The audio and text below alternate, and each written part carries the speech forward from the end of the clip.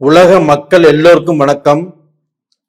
சிவம் ஜோதிடம் வாயிலாக நான் உங்கள் ஜி கோபால் பேசுகிறேன்.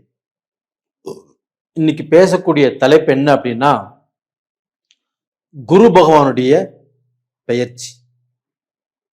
இந்த குரு பகவானுடைய பெயர்ச்சி எப்ப நடக்குது அப்படின்னா, ஜூன் மாசம் 2ஆம் தேதி 1:50 AM இந்த டயத்துல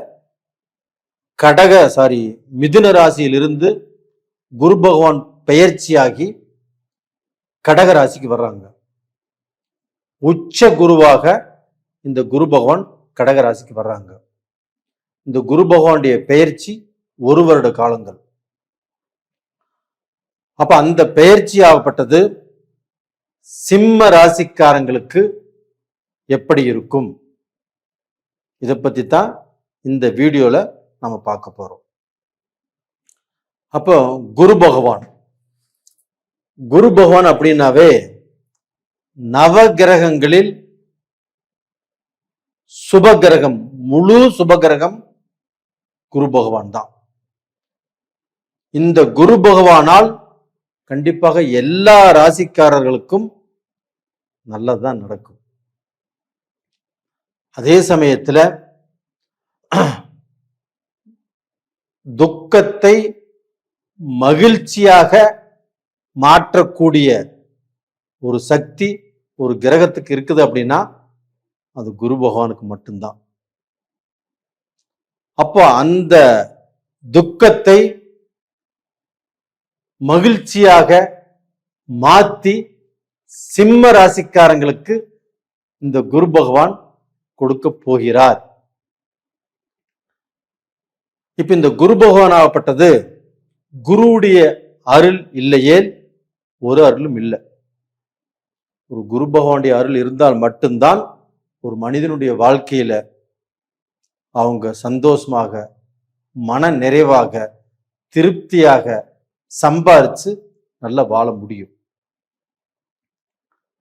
அதே சமயத்துல அந்த குரு பகவானுடைய அருள் இருந்தால் மட்டும்தான் ஒருத்தர் பாத்தீங்கன்னா பெரும் பணத்தை, பல கோடிகளை சம்பாரிச்சு பெரிய பணக்காரராகக்கூடிய வாய்ப்பும் இந்த குருவால தான் நடக்குது. அப்ப பாத்தீங்கன்னா ஒருத்தருக்கு நல்ல வீடு வாங்கி நல்லா சம்பாரிச்சு கணவன் மனைவி சந்தோஷமாக இருந்து காசு பணமும் நல்லா புழங்கி அவங்க சந்தோஷமா திருப்தியா வாழ்றாங்க அப்படின்னா இந்த குருவுடைய அனுகிரகம் இருந்தால் மட்டும்தான். அது போக குழப்பத்தில் இருந்து ஒருத்தர் ஒரு நல்ல நிலைக்கு வரணும். அந்த குழப்பத்தில் இருக்கிற ஒருத்தரை ஒரு நல்ல பொசிஷன்ல கூட்டிட்டு வர்றதும், ராங் ரூட்ல போகக்கூடிய ஒருத்தரை ஒரு ரைட்டான பாதையில கூட்டிட்டு வர்றதும் இந்த குரு பகவானுடைய அனுகிரகம் தான். அப்ப அந்த குரு பகவானுடைய அனுகிரகம் ஆகப்பட்டது ஒருத்தருக்கு நல்ல எதிர்காலத்தை கண்டிப்பாக உருவாக்கி கொடுக்கும். அது போக ஒருத்தருக்கு நல்ல வேலை, அது போக பாத்தீங்கன்னா ஒருத்தர் ஒரு கோயிலே வச்சுக்கோங்களேன், தர்மகர்த்தாவா இருக்கிறாரு, இல்ல பாத்தீங்கன்னா ஒருத்தர் லாயரா இருக்கிறாரு, ஒருத்தர் ஜட்ஜா இருக்கிறாரு, இல்லைன்னா ஒருத்தர் சிஎம்மா இருக்கிறாரு, பிஎம்மா இருக்கிறாரு, ஒரு எம்எல்ஏவா இருக்கிறாங்க, ஒரு எம்பியா இருக்கிறாங்க, ஒரு கவுன்சிலரா இருக்கிறாங்க. இவங்க எல்லாத்துக்குமே அந்த குருவுடைய அனுகிரகம் இருந்தால் மட்டும்தான் அவங்க அந்த பொசிஷனுக்கு வர முடியும்.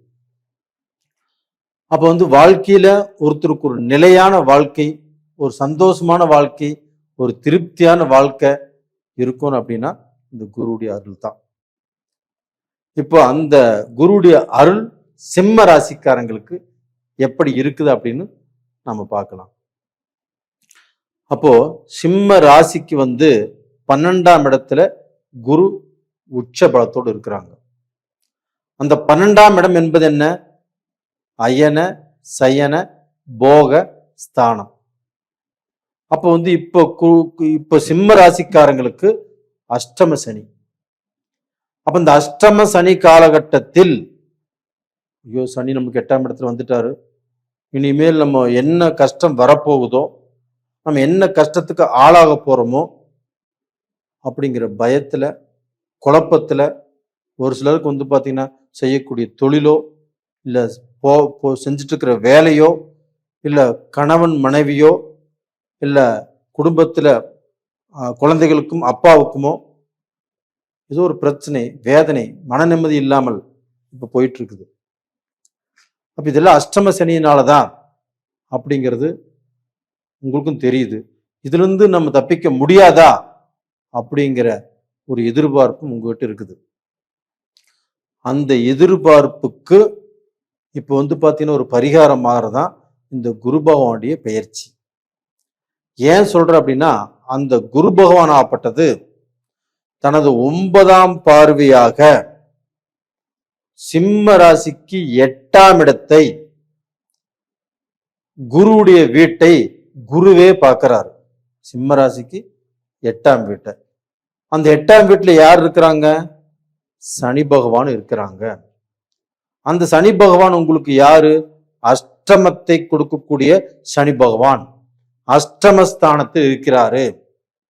அப்ப அந்த சனி பகவான் அஷ்டமஸ்தானத்துல இருந்து உங்களுடைய புத்தியை கெடுத்தாரு. அதுபோக சனி பகவான் இல்லையா, உங்க தொழிலை கெடுப்பார். அப்ப வந்து பாத்தீங்கன்னா நீங்க வந்து பெரிய தொழில்ல ஒரு 100 பேர்த்துக்கு வேலை கொடுத்து வேலை வாங்கிட்டு இருந்தாலும் வேலையாட்கள் திருப்தியா அமைய மாட்டாங்க. ஒரு உள்நாட்டுக்கும் வெளிநாட்டுக்கும் சம்பந்தப்பட்ட வேலை செஞ்சுட்டு இருந்தாலும் அது திருப்தியா இருக்காது.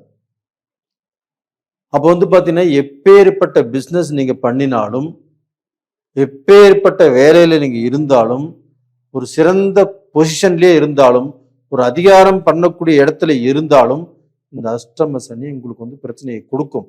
ஆனா அந்த சனி பகவானை குரு பகவான் பார்த்ததுனால இந்த மாதிரியான பிரச்சனைகள் உங்களுக்கு வராது. அப்ப எல்லா விஷயத்துல இருந்தும் நீங்க எஸ்கேப் ஆயிருவீங்க.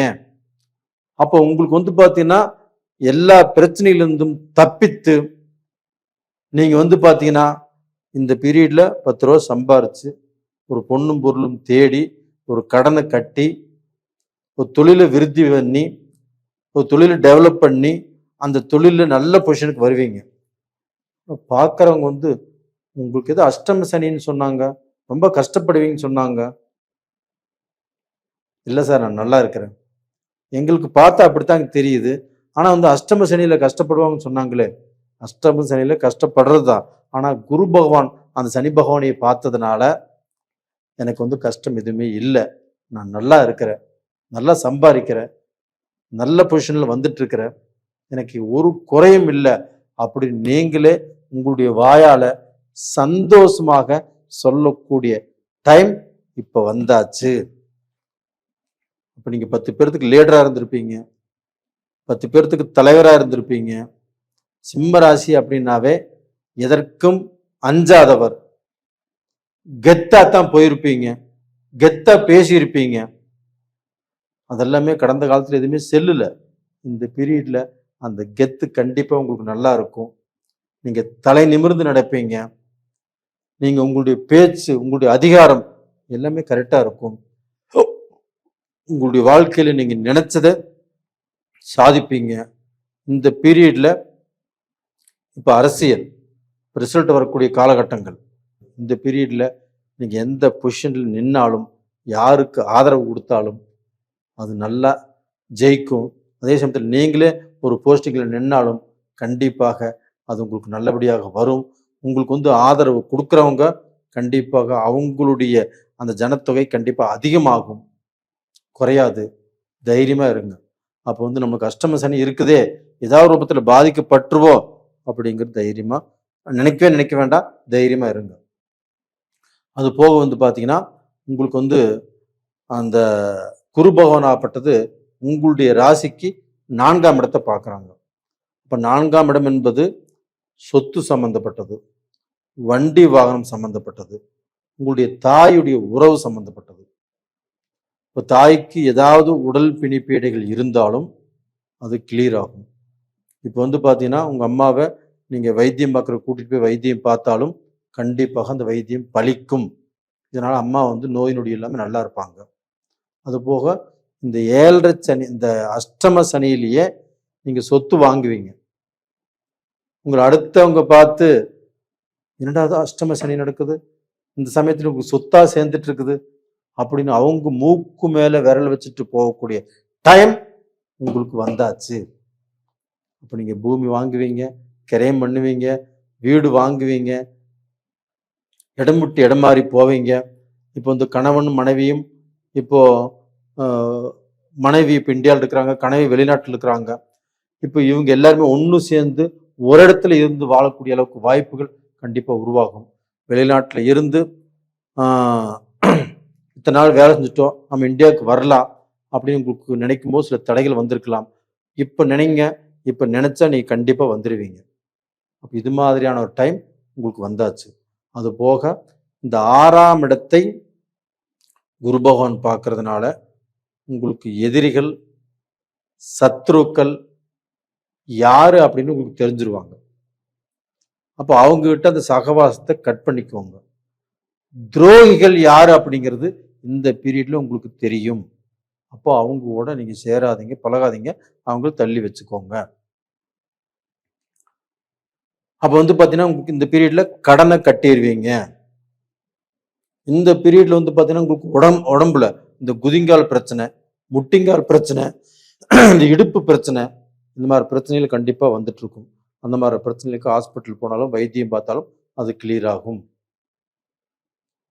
அப்போ டோட்டலா வந்து பாத்தீங்கன்னா நீங்க நல்ல நிலைமைக்கு வந்துருவீங்க. அது போக 8ஆம் இடம், இந்த 8ஆம் இடம் என்பது என்ன, உங்களுக்கு வந்து பாத்தீங்கன்னா மரண பயம். ஒரு இடத்துல இருக்கிறீங்க, அந்த இடத்துல அவமானப்படுறது, பெண்ணால் பங்கப்படுறது, தொழில் லாஸு, வேலை போச்சு, கடன் ஆயிடுச்சு, செல்லை சுவிட்ச் ஆஃப் பண்ணிட்டு இந்த ஊர் விட்டு வேற ஊருக்கு போறது, பங்கப்படுறது, இது எல்லாமே இந்த 8ஆம் இடத்துல அந்த சனி இருக்கிறதுனால வரக்கூடிய காலகட்டங்கள். அதே 8ஆம் இடத்தை இந்த குரு பார்க்கறதுனால கண்டிப்பாக இந்த மாதிரி பிரச்சனைகள் எதுவுமே உங்களை தொடராது. நீங்க கடன் பட்டாலும் கடனை அடைச்சிருவீங்க. பெண்ணால பங்கம் இல்லை. நீங்க வந்து பாத்தீங்கன்னா ஒரு நல்ல ரூட்ல போவீங்க, ஒரு நல்ல பேர் வரும், ஒரு நல்ல மாற்றங்கள் நடக்கும் உங்க வாழ்க்கையில. நீங்க போகக்கூடிய ரூட் நல்ல ரூட்ல போகணும், நல்லவங்களோட பழகணும், இப்படிங்கிற எண்ணங்கள் தானா உங்களுக்கு வந்துடும். அப்போ வந்து பாத்தீங்கன்னா தைரியமாக இருக்கலாம். இந்த குருவுடைய பார்வை அப்படிங்கிறது ஒரு விருந்து உங்களுக்கு. இப்போ விருந்துக்கு போய் விருந்து சாப்பிட்டா நமக்கு எவ்வளவு திருப்தியா இருக்குதோ அது மாதிரிதான் இந்த டயத்துல அந்த குருவுடைய பார்வை உங்களுக்கு மிகப்பெரிய திருப்தியை கொடுக்கும். அப்ப அந்த குருவுடைய பார்வை வந்து ஒரு புண்ணரிச்சு அதுல மயிலிறகுல மருந்து தடவை எப்படி இருக்கும், அது மாதிரி உங்களுக்கு லேசா அப்படியே மென்மேலும் வளர்ந்து வந்து கண்டிப்பாக உங்களை எதிர்த்தவர்களுக்கு முன்னாண்ட, உங்களுக்கு ஏளனமாக பேசியவர்களுக்கு முன்னாண்ட நீங்க கௌரவமாக கம்பீரமாக வாழ்ந்து காட்டுவீர்கள். நேயர்களே, இந்த பதிவு பிடிச்சிருக்குன்னு நினைக்கிறேன். பிடிச்சிருந்தா லைக் பண்ணுங்க, சப்ஸ்கிரைப் பண்ணுங்க. உங்களுடைய நண்பர்களுக்கும் உங்களுடைய சொந்த பந்தங்களுக்கும் உங்களுக்கு இந்த வீடியோ பிடிச்சிருந்தா அனுப்பிச்சு வைங்க. அது போக உங்க ஜென்ம ஜாதகத்தில் நடக்கக்கூடிய தசா புத்திகள் உங்களுக்கு சாதகமாக இருக்கிறதா பாதகமாக இருக்கிறதா அப்படின்னு அதை மட்டும் ஒரு கிளான்ஸ் பார்த்துக்கோங்க. அப்படி பார்க்கணும்னு இஷ்டம் இருந்தால் நீங்கள் கீழே பார்க்கக்கூடிய நம்பருக்கு அனுப்பிச்சு வைங்க. நேயர்களே, உங்களிடமிருந்து விடைபெறுவது உங்களின் ஜி கோபால். நன்றி, வணக்கம்.